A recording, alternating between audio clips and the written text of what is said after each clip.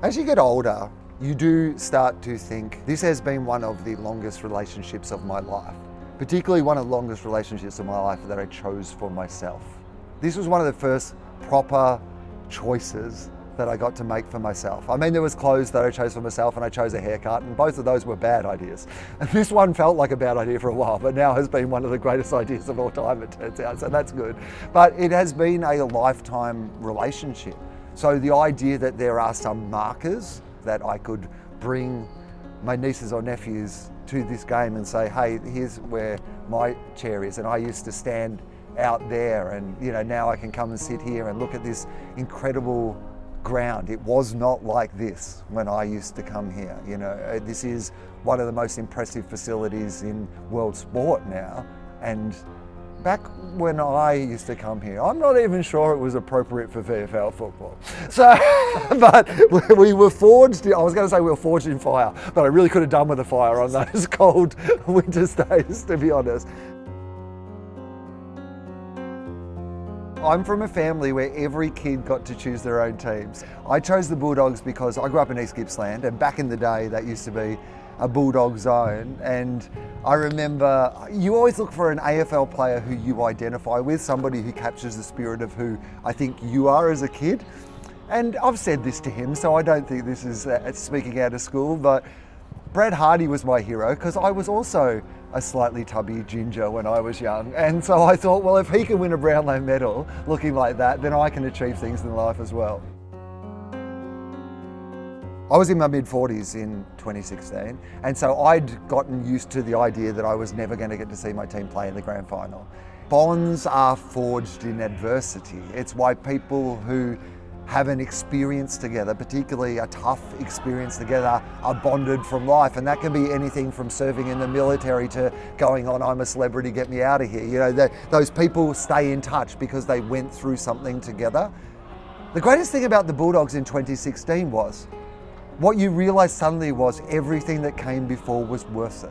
I remember I was in America working, I had some gigs, I'd had to fly over for the preliminary final, and I was like, oh, what am I doing? But I had to fly over to America and then flew back the next week for the grand final. So from Saturday night in Los Angeles, as I'm like sitting alone in this hotel room by myself watching this game that's happening in Australia, and cheering it away, that I'm sure got complaints from the people next door in the hotel the next day, and then just getting on a plane, coming back to Australia, going to that grand final. But I was so lucky too that in that week, the media were looking for people that could represent, the story of the Bulldogs. And, the truth of it is, if I'd gone and supported one of the big clubs, if I'd been a Collingwood fan like my granddad would have liked, then I would have been way down that list of people that they would have asked. But the good news is at the Bulldogs, I got quite a lot of opportunities to talk about my history, but more importantly, it was to represent those people. I would talk to people on the way to the grounds. I would talk to people and they would tell me their stories, and then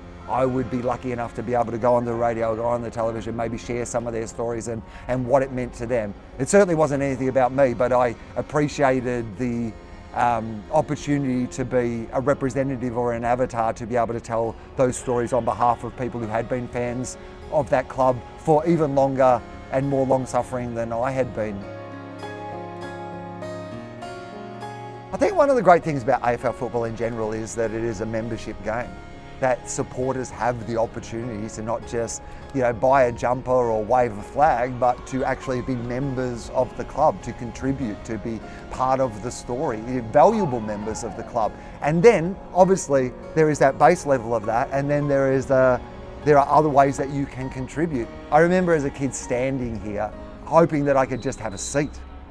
The idea that there is actually a seat here that has my plaque on it, that has my name on it, that you do feel like, even though you were not, a part of what has happened with the club on the field, or in a real sense, that you have made some contribution. And not everybody can, but for those who can, like having an opportunity to be able to do that, to be able to be lucky enough to feel like you are genuinely part of it rather than being an observer of it. I think that's the real appeal of it. One of the things that you know about a football club is that everyone is important. You know, it's the old football cliche, right? From the coach to the boot starter. But it is also from the members to the supporters, to the board, to the backers, everybody contributes in the way that they can best contribute. And